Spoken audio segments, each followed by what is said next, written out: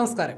US മുൻ president John F കെനഡിയും നിയുക്ത president Donald ട്രംപും തമ്മിൽ ഒരു ബന്ധവുമില്ല. കെനഡിയുടെ അനന്തരവനും മുൻ സെനറ്റർ റോബർട്ട് എഫ് കെനഡിയുടെ മകനുമായ റോബർട്ട് എഫ് കെനഡി ജൂനിയർ അങ്ങനെയല്ല. റോബർട്ട് എഫ് കെനഡി ജൂനിയറിനെ ആരോഗ്യ മനുഷ്യ സേവന വകുപ്പിന്റെ ചുമതല നൽകി നിയമിച്ചിരിക്കുകയാണ് ഡൊണാൾഡ് ട്രംപ്. രണ്ടാം ട്രംപ് മന്ത്രിസഭയിൽ കെനഡി ജൂനിയറിന് സുപ്രധാന സ്ഥാനമുണ്ടാകുമെന്ന റിപ്പോർട്ടുകൾക്കിടയിലാണ് ആരോഗ്യ സെക്രട്ടറിയായി നിയമിച്ചിട്ടുള്ള പ്രഖ്യാപനം. കെനഡി ജൂനിയറിനോട് തൽക്കാലത്തേക്ക് ആക്ടിവിസത്തിൽ നിന്ന് മാറി നിൽക്കാനും നല്ല ദിവസങ്ങൾ ആസ്വദിക്കാനും വിജയത്തിനു ശേഷമുള്ള പ്രസംഗത്തിൽ ട്രംപ് ആവശ്യപ്പെട്ടിരുന്നു.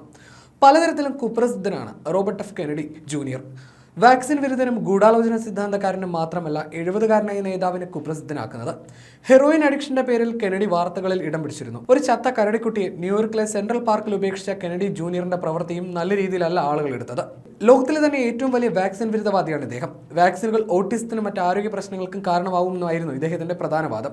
വാക്സിൻ വിരുദ്ധ സംഘടനയായ ചിൽഡ്രൻസ് ഹെൽത്ത് ഡിഫൻസിന്റെ ചെയർമാനാണ്. ഇത്തരത്തിൽ അശാസ്ത്രീയ വാദങ്ങളെ പിന്തുണയ്ക്കുന്നയാളെ മരുന്നും ചികിത്സയുമായി ബന്ധപ്പെട്ട നയപരമായ തീരുമാനങ്ങളെടുക്കുന്ന ഒരു പ്രധാന വകുപ്പിന്റെ തലപ്പത്ത് നിയമിക്കുന്നതിനെതിരെ ആരോഗ്യ പ്രവർത്തകർ രംഗത്തെത്തിയിട്ടുണ്ട്.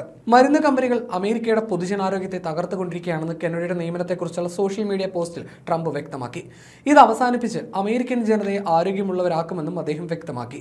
ഇത്തവണത്തെ പ്രസിഡന്റ് തെരഞ്ഞെടുപ്പിൽ സ്വതന്ത്രനായി മത്സരിക്കാൻ ഇറങ്ങി പിന്നീട് ട്രംപിനെ പിന്തുണച്ചയാളാണ് റോബർട്ട് എഫ് കെനഡി ജൂനിയർ. മുഖ്യധാര ശാസ്ത്ര മേഖലയെ കെനഡി ജൂനിയർ അവഗണിക്കുമെന്നും അത് ആവൽക്കരമാകുമെന്നുമുള്ള ആശങ്കകൾ ഇതിനകം ഉയർന്നു കഴിഞ്ഞു. ആരോഗ്യ മനുഷ്യ സേവന വകുപ്പിന്റെ സെക്രട്ടറി എന്ന നിലയിൽ കെനഡി ജൂനിയർ 13 ഏജൻസികളുടെ മേൽനോട്ടം വഹിക്കും.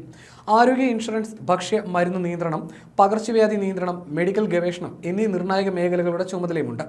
ട്രംപിന്റെ മന്ത്രിസഭാ നിയമനങ്ങൾ പലതും ഞെട്ടിക്കുന്നതാണ്. തനിക്ക് ഇറാൻ മൂളുന്നവരെയാണ് ട്രംപ് നിയമിക്കുന്നതെന്നാണ് വിമർശകർ പറയുന്നത്. സാധാരണഗതിയിൽ പ്രസിഡന്റിന്റെ നിയമങ്ങൾ സെനറ്റ് അംഗീകരിക്കേണ്ടതുണ്ട്. എന്നാൽ റിപ്പബ്ലിക്കൻ സെനറ്റർമാരിൽ സമ്മർദ്ദം ചെലുത്തി ട്രംപ് അത് മറികടക്കുമെന്നാണ് സംസാരം.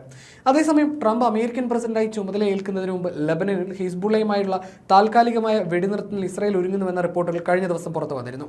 ഇതിനു മുന്നോടിയായി നെതന്യാഹു മന്ത്രിസഭാ അംഗമായ റോൺ ഡെമർ അമേരിക്കയിലെത്തിയിരുന്നു. ഡെമർ ഡൊണാൾഡ് ട്രംപുമായി മരുമകൻ ജരേദ് കുഷ്ണറുമായി കൂടിക്കാഴ്ച നടത്തിയിട്ടുണ്ട്. കൂടാതെ ഡെമർ വൈറ്റ് ഹൗസിലെത്തി അമേരിക്കൻ സർക്കാരിലെ പ്രമുഖരുമായി സംഭാഷണം നടത്തിയിരുന്നു.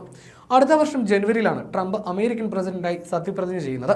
ഇത്തരത്തിലൊരു വെടിനിർത്തൽ പ്രഖ്യാപനം ഉണ്ടായാൽ ഡൊണാൾഡ് ട്രംപിന് പ്രസിഡന്റായി ചുമതലയേറ്റ് കഴിഞ്ഞ് വിദേശ നയം രൂപീകരിക്കുമ്പോൾ ഏറെ സഹായകരമായി മാറുമെന്നാണ് ഇസ്രായേൽ സർക്കാർ പ്രതീക്ഷിക്കുന്നത്. എന്നാൽ വെടിനിർത്തൽ കരാറിന്റെ നിർദ്ദേശങ്ങൾ സംബന്ധിച്ച വിശദാംശങ്ങൾ വെളിപ്പെടുത്താൻ നെതന്യാഹുവിന്റെ ഓഫീസോ ട്രംപിന്റെ വക്താക്കളോ ഇനിയും തയ്യാറായിട്ടില്ല.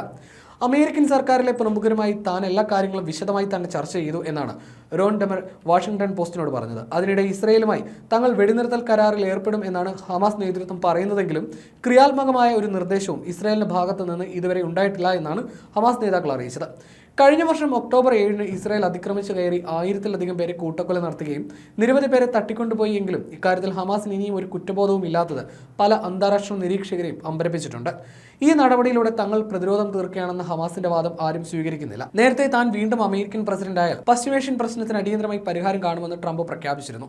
എന്നാൽ കഴിഞ്ഞ മാസം ഇസ്രായേൽ പ്രധാനമന്ത്രി ബെഞ്ചമിൻ നെതന്യാഹുവുമായി ഫോണിൽ സംസാരിച്ച വേളയിൽ ഹമാസിനെയും ഹിസ്ബുള്ളയും തീർക്കാൻ എന്ത് നടപടി വേണമെങ്കിലും കൈക്കൊള്ളാൻ ട്രംപ് ആവശ്യപ്പെട്ടു എന്നായിരുന്നു വാർത്തകൾ പുറത്തു വന്നത്.